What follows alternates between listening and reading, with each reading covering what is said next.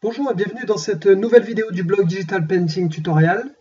Aujourd'hui, nous allons voir comment réaliser des traits droits. Alors, le fait de maîtriser des traits droits va vous permettre d'améliorer considérablement vos dessins et surtout d'obtenir un rendu droit, fini et propre. Alors, les applications sont assez multiples pour les traits parfaitement rectilignes. On pense bien sûr aux constructions, bâtiments, l'architecture, mais aussi pour tracer des lignes de fuite ou pour s'aider de manière plus générale en perspective. Donc que vous construisiez une maison, une église, un hangar, un vaisseau spatial, un véhicule ou autre, il est fort à parier que vous aurez besoin de tracer des lignes parfaitement droites à un moment donné. Alors certains penseront qu'il s'agit certainement de triche, mais pourquoi ne pas se servir des avantages de l'outil numérique pour s'aider? D'autant plus que si on y réfléchit bien, les architectes ou même les peintres utilisent souvent une règle par exemple pour se faciliter la vie ou parfois simplement pour s'en servir de guide ou vérifier un alignement. Alors je vous ai mis un petit exemple rapide de la différence entre un croquis fait en tirant parti de Photoshop et un autre à main levée. Donc la différence est assez flagrante. Alors attention, je dis surtout pas qu'une méthode ou même surtout un rendu est meilleur que l'autre. En fait, ça va surtout dépendre du résultat final que vous souhaitez obtenir. Évidemment, pour une œuvre plus spontanée, plus dynamique, plus fluide et moins plastique ou parfaite, je dirais, les solutions que je vais vous indiquer n'ont pas vraiment de sens. Là, seulement l'expérience vous permettra de réaliser votre œuvre à main levée sans pour autant avoir des traits tordus et tremblants. Mais pour un résultat plus parfait, plus clean et sûrement plus artificiel, en fait, les méthodes que je vais vous montrer prennent tout leur sens. Allez, on va commencer un petit peu le tuto ici. Donc je vais prendre une brush. Je vais commencer avec une brush dure, d'accord?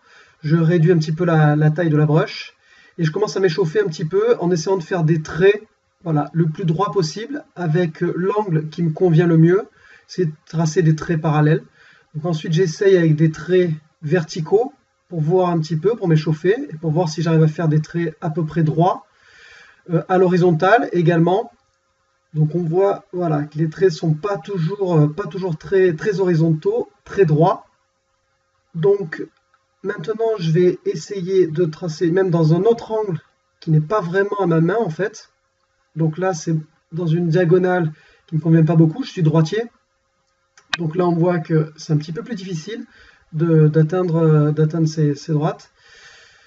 Je vais recommencer maintenant, je vais faire une nouvelle layer. Et je vais vous montrer une technique pour tracer des traits complètement droits. Donc en fait, il suffit simplement d'appuyer sur la touche Shift pendant que vous tracez votre trait. Et là, ça nous permet de tracer des traits complètement horizontaux. Donc vous vous rendez compte que si vous appuyez sur Shift un petit peu trop tôt, on voit que Photoshop garde la fin du point d'avant et trace un trait entre les deux. Donc ça demande un petit peu d'expertise, un petit peu d'expérience pour arriver à faire ça correctement.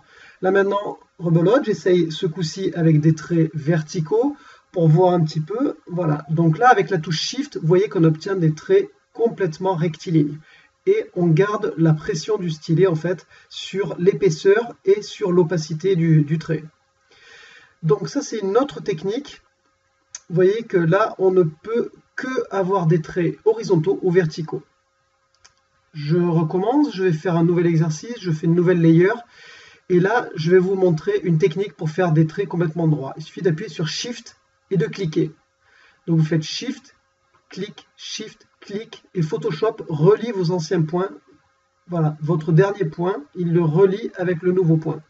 D'accord? Alors vous voyez tout de suite les inconvénients de ce genre de solution.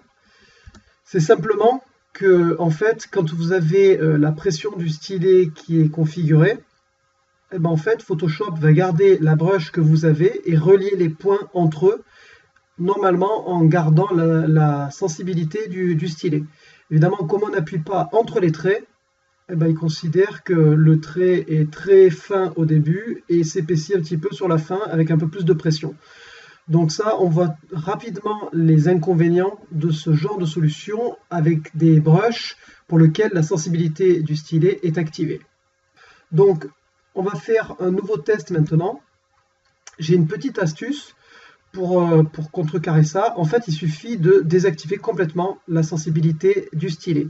Donc pour ça, il suffit d'aller dans mes brushes, par exemple, si vous avez téléchargé mon pack démarrage.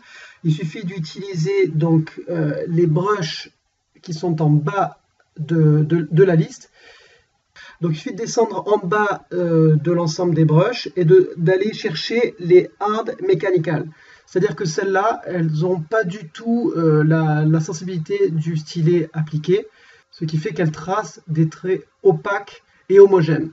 D'accord? Donc la sensibilité, l'opacité ne dépend pas du stylet et donc de la pression du stylet que vous appliquez, ainsi que la largeur du brush également. D'accord? Donc ça permet, vous voyez, quand on fait des shift-clics, de tracer des traits complètement droits et homogènes. Donc en fait, c'est ce que vous voyez ici dans les brushes. Vous voyez ici le Shape Dynamics qui n'est pas coché, ainsi que le transfert, ce qui fait qu'on a l'opacité qui n'est pas du tout dépendante du stylet et ni le flow.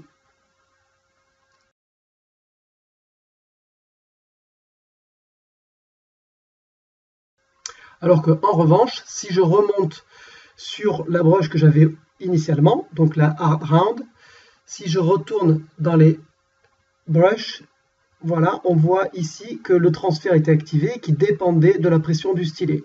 De la même manière, dans Shape Dynamics, on voit par exemple que la taille du trait dépendait également de la pression que j'applique sur le stylet. Donc je vais faire une nouvelle layer, on va repartir de zéro. Je vais vous montrer une autre solution pour faire des traits droits, c'est avec le Line Tool. Donc ici, vous réglez l'épaisseur de votre trait. Alors attention, le trait va être homogène, d'accord, d'une épaisseur homogène et d'une opacité à 100%. Donc là, il suffit de faire un clic et de tirer. Et voilà. Et là, on peut tracer son trait, d'accord. Donc là, on peut tracer le trait droit dans n'importe quel angle et on peut le contenir avec la touche Shift. Avec la touche Shift, ça permet d'aller soit à l'horizontale, soit à la verticale.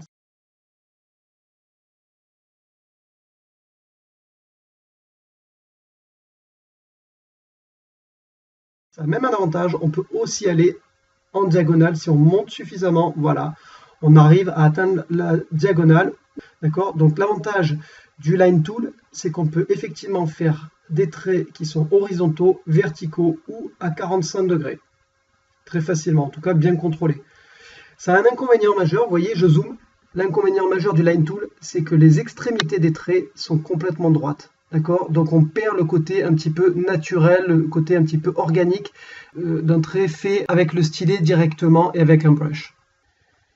Alors, les différentes méthodes que je viens de vous montrer peuvent donc s'avérer très pratiques, mais vous allez vous rendre compte que les deux dernières ont un inconvénient majeur.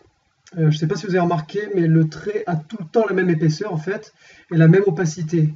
Donc le rendu au final n'est pas très naturel et organique.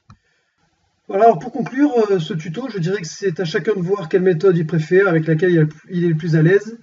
Mais surtout gardez à l'esprit que ça va essentiellement dépendre du résultat final que vous souhaitez obtenir. Naturel et organique, ou plutôt synthétique et propre. Donc n'hésitez pas à indiquer dans les commentaires quelles sont les techniques que vous utilisez le plus, et même enrichir la discussion en expliquant d'autres techniques que je n'ai pas couvertes ici, par exemple, si vous en avez. Merci beaucoup d'avoir regardé cette vidéo et à très bientôt sur Digital Painting Tutorial.